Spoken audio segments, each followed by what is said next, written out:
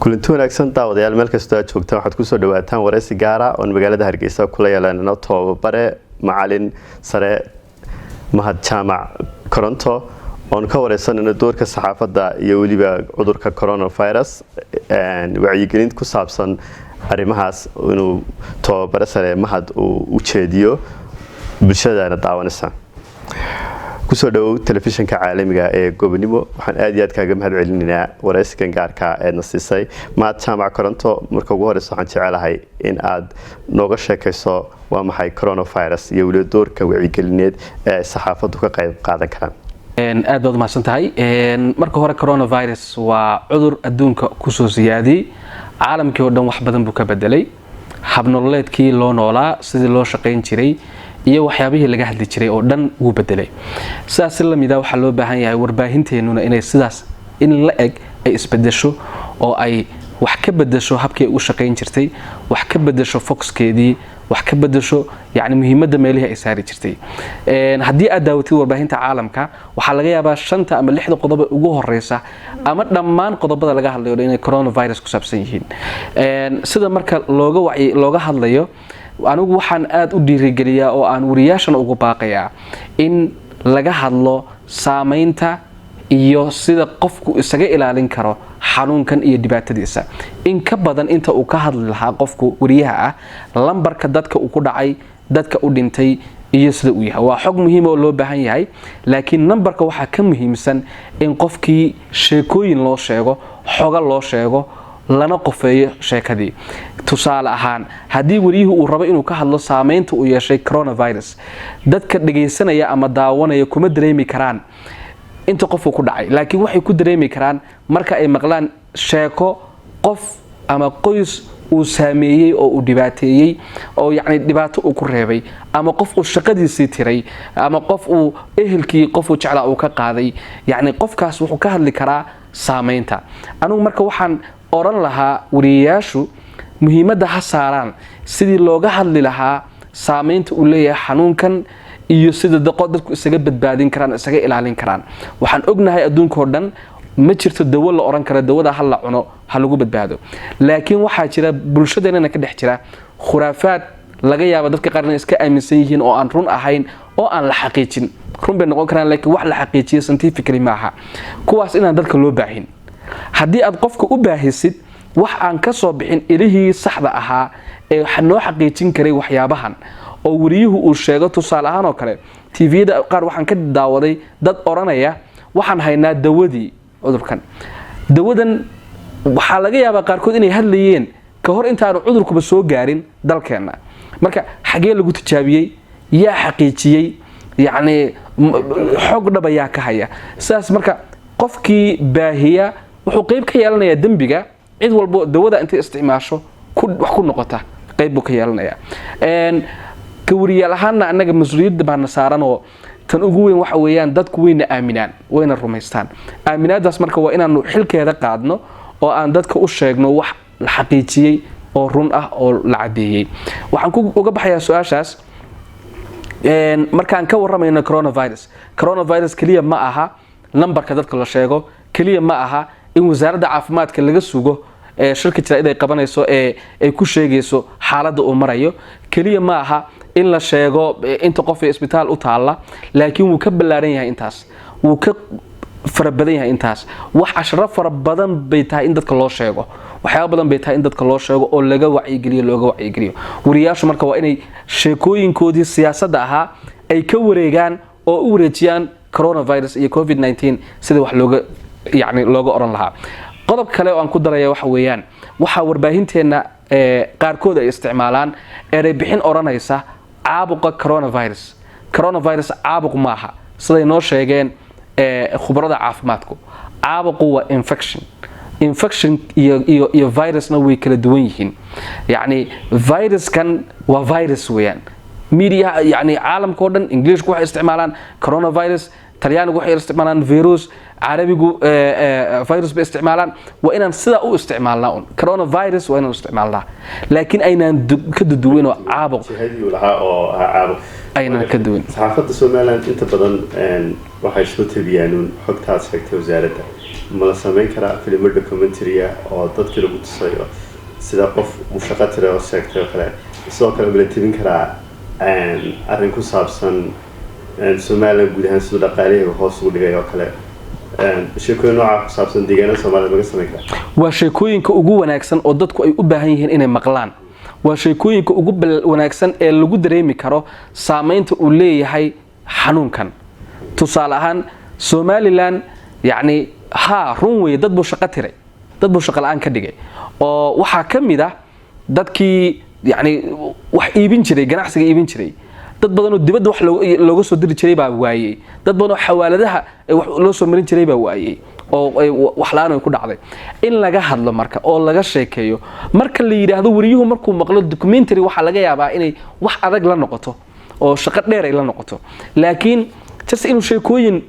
gaagaaban oo qofka kaligiis uu hadlayo la wareysanayo yani uu soo bandhigayo sheekadiisii saameynta uu ka hadlayo la soo daayo waxay ka awood badan tahay wax badan oo waqti badan la geliyo ayay ka awood badan tahay marka in testimonies oo dadku inay hadlaan laga hadalsiiyo mushkiladii ay soo bandhigaan dhibaatadii ay ka hadlaan يعني سامينتا dhaqaale u yeeshay isku socodka sidoo u saameeyay sidoo waxbarashada u saameeyay macallimiintii shaqo la'aan baa hayso ku dhacday yani waxyaabo badan buu cibaadadii buu saameeyay يعني dhinac kasta naga saameeyay annaga kaliya ma adduunka dhan buu saameeyay shirkadii duulimaadka wada fadhiya oo xiran airportkaas Hargeysa waxa ka shaqeysan jiray boqolaal qof ba xamaal ka ahaa oo ka shaqeysan jiray oo diyaarad la'aantaasi ay saameyn ku yeelatay oo noloshoodii ay saameysay dad baa dadkii u shaqeynayay ee suuqa ugu maqnaa uga dhintay xanuunka dad baa dadka lacagu u soo diri jiray xanuunka uu ka dilay يعني saameyntiisu way ballaaran tahay waxaan halka ku soo koobi karna ma marka waa inta laga hadlo waa sidaas aad u sheegtay halka numberka laga awood la saari lahaa waa in la saaro bini aadamka sidoo u saameeyay sidee ay u saameeyay dhaqaalaha Soomaalida cudurkan coronavirus ma la oran karaa dhaqaalihii Soomaalida markuu cudurkan yimiday wuxuu saameeyay si xawliya dadka Soomaalida inuu aad u badan yahay oo wali xakameyn aan lagu sameeynin oo dadkii basaska wada raacayaan goobi maqaxdaas ugu imanayaan xagga dhaqdhaqaaqa ka warayga ku dhow isku socodka dadka sida wacyigelintu ay tahay khubarada caafimaadku ay ku wacyigeliyaan oo wasaaradda horumarinta caafimaadku ay kamid tahay waxa sax ah in hadaanay muhiimad jirin oo wax muhiim ah aysan jirin in qofku gurigiisa ku nagaado oo uu joogo laakiin hadana waxaan ognahay bulshadana duruufta ay ku nooshahay dad badan guriga ma joogi karaan oo waxay ku nool yihiin waxa maalinka ay soo shaqeysteen daily yani maalinkaas ay soo xamaashaan waxay maalinka helaan bay soo qaataan dadka marka waxa ugu wanaagsan waxa weeyaan in la dadaalo la kala fogaado la isticmaalo afsaabkii iyo gacmo gashiga la isticmaalo markii meel la taabto la farxasho qofku markuu suuqa ka soo shaqeeyo ama uu banaanka u baxo ee uu guriga ku noqdo waa inuu farxashaa sababta uu farxalanayo waxa weeyaan ma aha isaga badbaadadiisa xitaa waa qoyskiisa badbaadadooda markuu sida guriga u galo inuu gacmaha iska maydho oo ka farxasho maxaa yeelay waxa laga yaabaa inaad meel soo taabatay halkaas aad taabatay qof viruskii qabay oo sandaarsaday ama hindisay ama ku qofacay gacantiisa inuu taabtay oo virusku uga tagay ayaa suurtagal ah way keeni kartaa waxyaabaha bulshadeena hadda ay in si fiican u fahantaa ay tahay waxa kamid ah dad badan oo waxa jira gacmo gashiga ama gloveska markay xidhaan aaminsan inay badbaado qabaan wuu fiican yahay laakiin haddana ma aha sax gloveska markaad qabtid meel walba taabay cid walba salaan maxaa yeelay qof baad ku soo salaantay qofka waxa laga yaabaa inuu viruski lahaa qof kale u gudbin kartaa isagii baad dad cid kale ku salaantid gudbin kara marka bulshadeena si guud xaraacaan wacyigelinta ay u jeedinayaan khubarada caafimaadku taas ku badbaadi karna kulligan waxaad ka warantaa isku socodka iyo waliba isku gudubka dadkeena Soomaalidu waa dad socod badan oo xarakaad sameeya ma la oran karaa saxaafadda Soomaalidu iyadoo qudheedu waxay qayb ka tahay dadka socodka iyo bulshada isdhexgala cudurkuna wuxuu ku faafayaa oo ku iman kara isdhexgalkaasi sidee uga qayb qaadan karnaa wacyigelinta in qof walba goobtiisa ku ekaado wuxuu isku ilaalin karaa horta suxufigu waa bulshadu kamid yahay dad caadi aan nahay dadkan wax la qabnaa waxay dadku horta sameynayaan waa inaan sameeyno waxaan la farayo bulshada oo dhan waa inaan dadka fariinta loo gudbinayaanu ka midna waa inaan qaadano. lambar 2 si gaar ah markaan professionkeena u nimaano ama xirfadeena waxaan u baahannahay wariyaashu inay mar walba ku dadaalaan inta ay ka maarmi karaan inay banaanka u baxaan inay guryaha ku shaqeeyaan oo ay joogaan guryaha. maxaa yeelay imika tiknoolajiyada noo saamaxaysa inaan wax badan guriga dhexdiisa ku qaban karno. wareysiga baan ku qaadi karnaa online, doodihii baan ku qaban karnaa si online ah,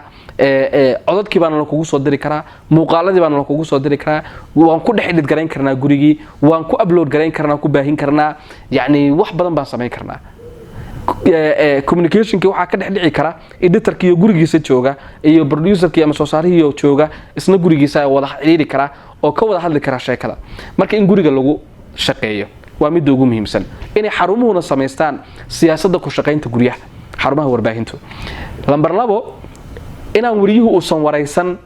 oo kafool sidan oo kale uusan u wareysan qof looga shakiyay ama qaba xanuunka COVID-19 ama coronavirus. in la wareystaahi sax ma aha. ha hor fariisan ha wareysan. macnaha in la wareysta maahan in kafool loo wareystaa sax maaha. waad wareysan kartaa laakiin waa in uu ka fog yahay qofkii oo muuqaalka ku soo duuba ama qaab kale si kale aad u gurtay la isticmaala. lambarka kale meelaha dadka badan ay joogaan wariyuhu waa inuusan shaqo ku qaban uusan samayn oo uusan intuu kaamirada halkan dhigto uusan tusaale kale fox bob sidii magaalada looga qaban jiray meel dad badan ay joogaan uusan ka qaban. maxaa yeelay dadkaas isku imanaya waan ognahay kaamirada markii meel la dhigo Soomaaliland waxa caan ka ah in la yimaado halka dad badan isku soo ururaan oo ay baad inaan lagu shaqeeyo meelahaas la tigin wareysiyada lagu qaban meelahaas. tan kale ee iyadana muhiimka waxa weeyaan haddii aad yacni si kasta baahi loogu qabo wariyuhu sax maaha inuu booqdo ama tago goobaha lagu hayo dadka COVID-19 la nool ama meelaha yacni lagu daweynayo isbitaalada lagu daweeyo. sax maaha in la tago. ha tagin, ha ka soo samayn sheeko halkaaga ku nagow sidii aad yacni adigoo remotely aad ka maqan tahay sidii aad wax uga qaban lahayd qorshaheeda samayso. laakiin in la booqdo wax la ogol yahay ma aha. haddaad cid wareysanaysid u jirso 1 mitir iyo bar ilaa 2 mitir sidaan oo kale u jirso ugu yaraan ka fogow. maxaa yeelay qofka hadalkiisa dhibcaha ka soo baxaya aad arki karin ee ilmo aragtiga ayaa ku gaarsiin karaya oo ku keeni karaya. marka sidaas in loo qaato talooyinka gloveska la xidhnaado maaska ama afsaabka la xidhnaado waxyaabahaas oo dhan baa wariyaashu u ah si gaara. waxaa kaloo muhiima iyadana waxaan ognahay wariyaashu waxay kala qaataan markay meelaha wada joogaan waliba shirka tiradii ay ka dhacayaan qalabka la isticmaalaya kala qaataan. earphoneska oo kale microphone-ada oo kale tripodka kaamiradaha mararka qaar memoryada isweydaarsadaan mararka qaar. marka waxyaabahaas oo dhan waxay keeni karaan inuu cudurkii fido. haddii tusaale kale saaxiibkaayo qabay earphone-ka uu ku dhageysanayay intuu soo saaro isagoo soo taabtay uu ku dhiibo adna aad taabatid yacni hadhow adigoo sugeen wejigaaga sankaaga taabatid saasuu kugu gaadhay ama adiga noqon kara ka gudbinayaba adiga noqon kara. ogowna qofka COVID-19 uu la nool ama viruska qaba macnaheedu maaha inuu qufacayo qof kasta. macnaheedu maaha qof kasta inuu qandhan yahay. macnaheedu maaha qof kasta inuu lafa xanuun u leeyahay. macnaheedu maaha qof kasta inuu neeftu qabanayso. dad badan oo waxaa jira xanuunka iyagoo qaba aanay calaamadihii ka muuqan. marka taxadarku waa muhiim. xaaladaha kala duwan dhakhaatiirtu ay soo tibinayaan inta badan waxaad moodaa inay saxafiyiintu iska dhagamariyaan. maxaad kula talin lahayd inay talooyinka dhakhaatiirtu ay soo gudbinayaan ay iyagu qaataan iyagu dhowda saxafiyiintu? waxaan kula talin lahaa suxufiyiinta dadka dhimanaya kuwa aanu maalin walba aaskooda ka qaybgelayno kuwa inagoo ka maqan la aasayo kuwa intana la ka xareeyo xataa aynu soo booqan karin bukaankooda waa dadkeennii maaha dad meel kale ka yimid maaha aliens maaha waa dadkeennii.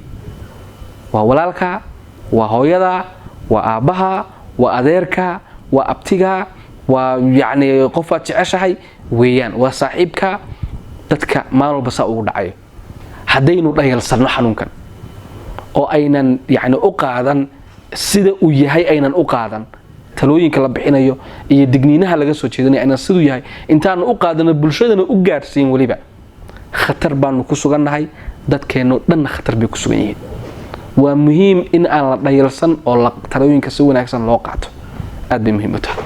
magartay gabagabadii maxaad ku soo gunaanadaysaa waxaan ku soo gunaanadayaa oo ku gabagabeynayaa wariyaasha mas'uuliyad weyn baa saaran mas'uuliyadda saaran si wanaagsan ha u qaataan bulshaduna ha dhageysato talooyinka loo gudbinayo qofku marka uu waxaan aaminsan yahay ayuu dadka ka dhacdhicin karaa haddii wariyuhu uusan aaminsanayn talooyinkan uusan aaminsanayn taxadarkan uusan aaminsanayn fariimahan la gudbinayo oo isagii aysan ka dhacdhacsanayn ma gudbin karayo adigu aamin wariye waxan ha ka dhacdhacdo inuu cudurkan halis yahay ha ka dhacdhacdo inuu yani gurigaaga joogo inuu qofaad jeceshahay ka qaadi karo intaas marka ka dhacdhacda dadka u gudbin kartaa laakiin haddii inta ka dhacdhacsanayn waxba ma gudbin karaysid marka aynu ku dadaalno inaan u qaadano sida uu halista u yahay oo wadamo badan oo awood lihi ay u xakameyn la yihiin xanuunkii inagoo tabar yar aynu aamino inaynan xakameyn karnin tan kaliya aan samayn karnana ay tahay inaan ka digtoonaano inuu fido adigu ha fidin hab lagu fidinaya ha samayn dadkana u sheeg sida loo ilaalin lahaa wagaag daawadayaal waxaan intaasi kusoo afmeeraynaa wareysigii gaarka mahad jaamac koronto tababare sare ahna macalin jaamacadeed aan kula yeelanay gudaha magaalada Hargeysa waxaan si aad uga mahad celinaynaa waqtiga uu siiyay telefishinka caalamiga ee Gobonimo waa aniga Faisal Yusuf Kacaan xaga kamarada waa Cabdinaasir Buste iyo waliba xaga editinka iyo qaabeynta Xamse Xadaariya bahda Gobonimo isku duuban ay tagaysaa intaan ku kulmi doono barnaamijka xiga saasi nabadgelyo